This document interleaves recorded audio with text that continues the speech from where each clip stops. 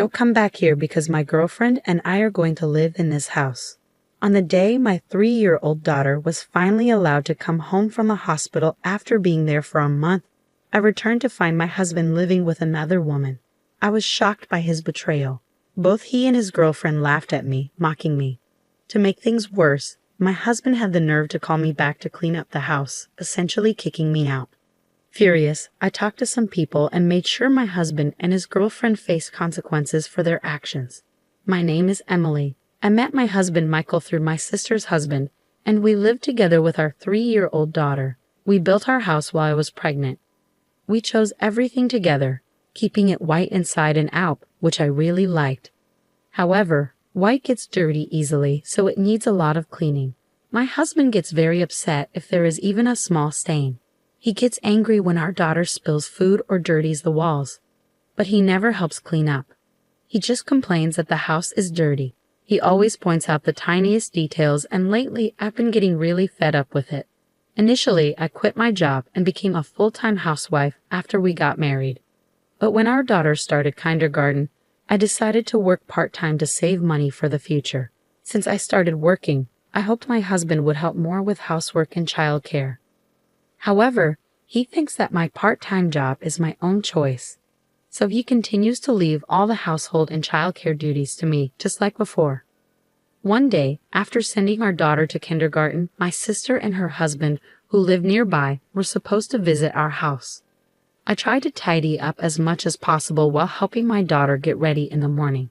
My husband got annoyed that our daughter was touching things with her messy hands and called me before he left for work, complaining that I wasn't disciplining her properly. Even though he used to adore her when she was born, lately he looks at her as if she is something dirty. I try not to show my feelings in front of our daughter, but his attitude has been really upsetting me. Because my husband complained, I was running late to take my daughter to kindergarten and rushed to get back home to meet my sister and her husband. They had decided to visit just 2 days earlier when they called to see if I had time to meet. I thought they must have something important to talk about, but when I saw them at the front door, I realized it might not be good news.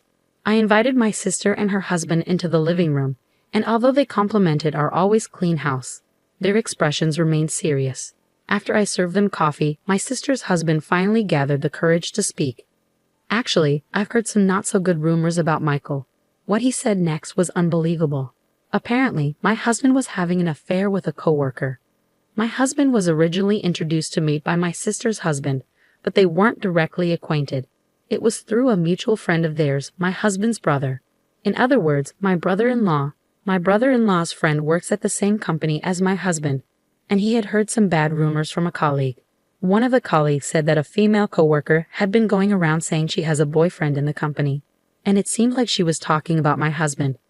Just as my brother-in-law's friend was trying to discreetly find out if the rumors were true, he accidentally stumbled upon my husband and the woman together. They weren't even trying to hide it, openly flirting at the company. His friend was shocked, took a photo of them, and reported it to my brother-in-law. Then my brother-in-law told my sister's husband and showed him the photo. Even though my sister's husband initially couldn't believe it, he had to accept the truth when he saw the photo evidence. He had the photos with him, but I chose not to look at them. My sister and her husband apologized, feeling sorry for introducing me to a man who would cheat. Finding out about my husband's affair left me unsure of what to do. I had never doubted him before my sister's husband shared his story. Most of all, I didn't want to take my daughter's father away from her. But I also couldn't bear the idea of being betrayed. Just as I was about to discuss next steps with my sister and her husband, my phone rang. It was the kindergarten, informing me that my daughter had a high fever and needed to be picked up. It looks like my daughter is sick with a fever, so I needed to go pick her up. When I mentioned this, my sister and her husband, who had come by car, offered to come with me to get my daughter. The 3 of us went together to pick her up from kindergarten. When we got to the kindergarten, my daughter looked exhausted, and it was clear her illness was more serious than a common cold. Her cheeks appeared swollen, and her teacher mentioned that a classmate had MPS, raising concerns that my daughter might have it too. We hurried to the hospital and informed the reception about our suspicions regarding MPS, given her symptoms. They decided she needed immediate tests because there was a risk of complications. While waiting for the test results, I became anxious and tried calling my husband, but he didn't answer and didn't call me back. Soon after, we learned from the test results that my daughter had MPS and had developed meningitis. She was admitted to the hospital immediately and settled into a room. After getting an explanation about her hospitalization and seeing that she was asleep, I decided to go home to prepare for her stay. My sister and her husband offered to stay with her, so I called a taxi and headed home. Late at night, my husband finally returned my call. He sounded annoyed that I had called him while he was at work and said sharply, "Don't call me during work." I explained our daughter's condition, her fever, hospitalization, and meningitis diagnosis, but he didn't seem to grasp how serious it was. He responded dismissively, "You're with her at the hospital, so don't bother me with every little thing. I'll stay there for a while to be with her." "All right, I'll leave it to you," he said, and then abruptly hung up without expressing any concern for our daughter.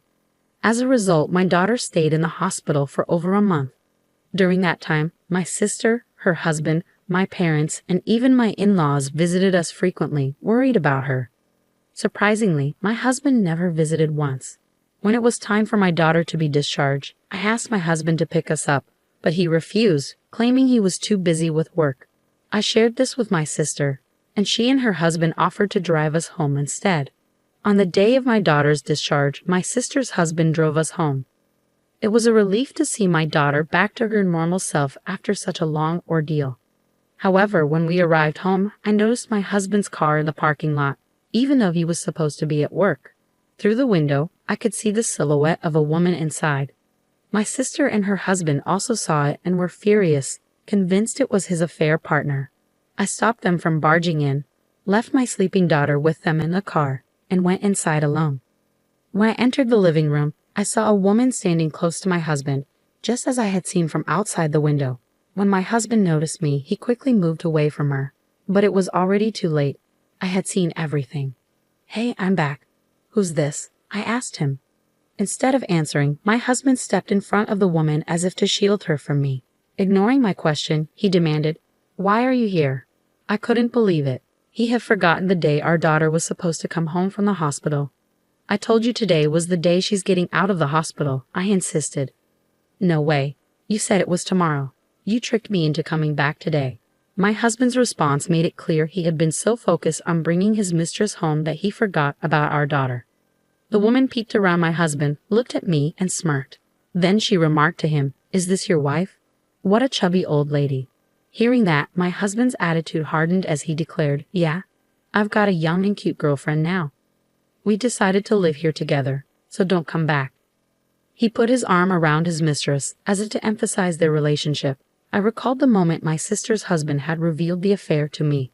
Despite my initial hesitation about divorce, witnessing my husband's behavior during our daughter's hospitalization shattered any remaining love I have for him. He hadn't visited our daughter even once in the hospital, leaving me to handle everything alone while he took advantage of my absence to spend time with his mistress in our home. I had taken time off from my part-time job and was exhausted from running between the hospital and home. Instead of supporting me during this difficult time, he was flaunting his new relationship and demanding I stay away from our own house. I was forced to clean up after my husband and his mistress, who had the audacity to tell me not to come back home. Exhausted and unable to argue any longer, I quickly packed my things and returned to the car where my sister and her husband were waiting. As I left, my husband and his mistress laughed at me. In the car, I shared what had happened with my sister and her husband. They were ready to confront my husband, but I stopped them. I didn't want my daughter to witness a scene like that, so I asked them to take us to my parents' house instead. We found a warm welcome there, and my daughter gradually improved while staying with my parents. From the time our daughter started crawling, my husband seemed only concerned about cleanliness and rarely interacted with her. His affection for her was fleeting, and she likely doesn't have many memories of him being loving or attentive. She never expressed a desire to see her father or mentioned feeling lonely. I didn't have the energy to confront my husband when I left our house, but I couldn't let things continue like this. Now that my daughter was recovering and could possibly return to kindergarten, I started to consider what to do about my husband. One day, I got a call from him. Curious about what he wanted to say, I answered. He bluntly told me, "The house is dirty. Come back and clean it." Even though he should have been living there with his affair partner, It seemed like neither of them did any housework. My sister had mentioned she was young and likely hadn't lived on her own before, leaving household chores to her family. It was absurd for my husband, who had told me not to return, to now demand that I come back just to clean. His request struck me as incredibly selfish. I declined his request in disbelief. "You should clean your own house, or maybe that girl you're having an affair with can do it," I retorted, hanging up the phone. Despite my husband's persistent calls afterward, I ignored them all. I could only imagine his frustration on the other end, unsure of what would happen next. Later that night, after putting my daughter to bed with the help of my parents, I was folding laundry in the living room when I heard a commotion at the front door. Curious, I went to investigate. As I opened the door, I was shocked to see my husband and his affair partner standing there, completely soaked in red. Behind them, my sister and her husband, along with my in-laws, stood with stern expressions, ensuring they couldn't escape. My husband and his affair partner apologized, saying, "We are truly sorry." However, my sister, her husband, and my in-laws didn't accept their apology. What covered them from head to toe was not blood but tomato juice. After my husband had called me to clean the house, I immediately informed my sister, her husband, and my in-laws about it. My sister and her husband visited my husband first, while my in-laws, who lived nearby, drove over to his place. My sister and her husband tricked my husband into going to the garden, pretending they needed some gardening tools I owned. When he turned his back, they pelted him with tomatoes. Startled, he turned around, only to have more tomatoes thrown at his face. These tomatoes were overripe and very soft, sourced as waste from a farm owned by a relative of my sister's husband. They wouldn't have caused much physical pain upon impact, but their squishy insides splattered easily, which clearly affected my husband, who prized cleanliness. My sister and her husband didn't give him a chance to react and continued throwing tomatoes.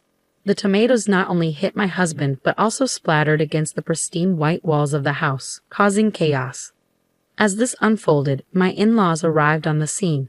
My husband was now being bombarded with tomatoes by my sister, her husband, and my in-laws. Amidst his panic screams and flailing, his affair partner, curious about the commotion, appeared in the garden. Without hesitation, she too became a target for the tomatoes. Attempting to flee back inside, she was forcefully pulled back out by my sister and ended up running alongside my husband in the garden. I overheard everything while on the phone from the moment my sister and her husband showed up at my husband's place. Every time the walls outside got dirty, my husband would scream sadly, and his affair partner would join in crying and panicking. Eventually, my sister, her husband, and my in-laws threw all the tomatoes they had brought. By then, the two of them had calmed down completely. They were then walked to my parents' house nearby. Even though I can never forgive what my husband and his lover did, hearing my husband's pitiful voice and the lover's cries made me feel a bit better. It was almost funny to see them both so desperate, apologizing to me. My sister's husband came up with this plan. After my daughter left the hospital, I began to doubt my husband's behavior during her stay. I decided to set up the baby monitor we used when she was little in our bedroom. I suspected that if my sister's husband was right, my husband might have been bringing his lover to our house while our daughter and I were away. I was anxious that the hidden baby monitor, concealed near a houseplant, would be discovered at any moment. Fortunately, neither my husband nor his lover found it, and it captured everything they did. Since the day my daughter was in the hospital, it seemed like my husband was living with his lover at our house part-time. Each time I returned home, I saved the recorded footage as proof. After my daughter left the hospital and I confirmed my husband's affair, I confided in my sister and her husband about the video evidence and sought their advice on what to do next. They suggested involving my in-laws first. My in-laws live about a 30-minute drive away and are usually calm people, unlike my husband who often gets angry. So with my sister and her husband, I took the evidence to my in-laws' house. At first, they found it hard to believe that their son could cheat. However, when we showed them the footage, they saw undeniable proof of my husband being intimate with his lover. They had no choice but to believe me. What's worse, my husband was heard saying hurtful things about our daughter, like how she just makes a mess and isn't cute at all. and that he wanted to throw both her and me out. This revelation made my in-laws furious. They wanted to confront my husband immediately, but my sister, her husband, and I convinced them to hold off for the moment. When my husband found out I knew about the affair, he became defiant. We didn't want to give in to his wishes for a quick divorce, so we discussed with my in-laws how to come up with a fitting punishment. Seeing the evidence on the video, my in-laws were also deeply hurt and immediately agreed to our plan. After brainstorming together, we decided on a unique punishment, throwing tomatoes at him. This idea came from my sister's husband, who had studied in Spain and was inspired by the tomato festival there. We thought it would be satisfying because my husband really dislikes getting dirty, and throwing tomatoes wouldn't cause any harm. It was also convenient timing since my sister's husband's relatives, who are farmers, had an excess of tomatoes that were going to be discarded. Initially, I was taken aback by the unusual idea, but I soon realized that simply throwing tomatoes wouldn't suffice. I felt my husband deserved to experience some discomfort from being hit by tomatoes, so I agreed to the plan. My sister, her husband, and my in-laws were all set to carry it out. I wanted to join in throwing tomatoes at my husband as well, but I was still concerned about my daughter's well-being and couldn't leave my parents' house. Additionally, my sister and her husband felt guilty for introducing me to my husband, and my in-laws felt responsible for how they raised their son. So it was decided that the four of them would proceed with the plan without me. I made sure they promised to do it outside the house, not inside. Despite my disappointment at not being able to throw tomatoes myself, witnessing my husband and his lover in such a pitiful state, thanks to my family, was oddly satisfying. I had already informed my parents about my husband's affair, so when they were brought to my parents' house, they were visibly uneasy. I threw the divorce papers at my husband without looking him in the eye and said firmly, "Let's get divorced. I have all the evidence of your affair. You'll also need to pay child support." Upon hearing the mention of child support, the lover reacted with disbelief. It seemed she had been imagining marrying my husband, becoming a housewife, and living comfortably. Realizing that child support payments could burden her financially, she began denying any involvement, claiming, "I have nothing to do with this man." That's when I mentioned the footage from the baby monitor. At this point, the lover argued that it was an invasion of privacy, and my husband backed her up, threatening legal action against me. However, my in-laws, along with my sister and her husband, scolded them harshly. Still shaken from the tomato incident, both of them fell silent quickly. When I reiterated to my husband that he needed to agree to the divorce, he reluctantly began to complain. "I've been supporting you all this time, and as a housewife, you should obey your husband. You can't even clean properly. You were a useless wife. It's only natural that I cheated on you," my husband sarcastically remarked, mocking the idea of a part-time working mother being able to support herself. However, there was a reason why I decided to return to my parents' house this time.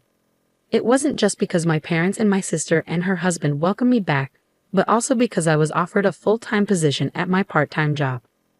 When I informed my husband about this opportunity, he clicked his tongue in frustration. That's when I made it clear to him that my daughter and I would never return to that house again. Predictably, my husband started complaining about who would clean the walls of the house. But ultimately, it was his infidelity that caused all of this, and he was entirely at fault. When he demanded that I pay for cleaning the exterior, my in-laws had had enough. They disowned him right then and there for bringing up such trivial matters at this point. After being disowned by my in-laws, my husband unexpectedly proposed to his mistress. Covered in tomato and feeling humiliated, she had lost all affection for him, and the idea of paying child support added to her rejection. She bluntly told my husband, "I'm not interested in a man without money," leaving him stunned.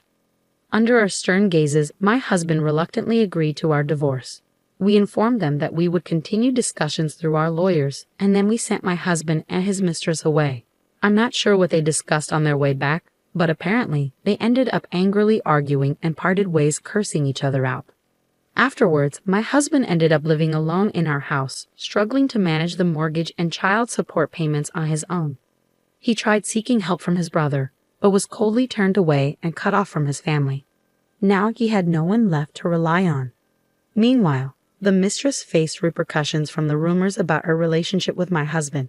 She ended up quitting her job, and when her affair was discovered by her parents, they disowned her just like my husband's family did to him. She was kicked out of her parents' home and now lives in a cheap, run-down apartment. During the day, she works part-time, and at night, she works in a nightclub to make ends meet.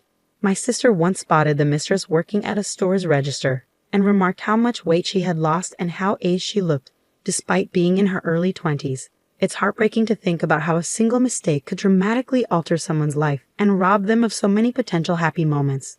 As for me, I've started working full-time with the support of my parents, sister, and her husband, who welcome me back to their home. It's challenging at times, but I'm beginning to feel a sense of achievement as I take on more responsibilities at work. My daughter has settled into living with my parents and is thriving each day. When we lived with my husband, she struggled to get along with adult men, likely due to his yelling. Now, she's gradually overcoming that thanks to the kindness shown by my sister's husband and my father. Surrounded by a caring family, my daughter and I are now enjoying a peaceful and happy life.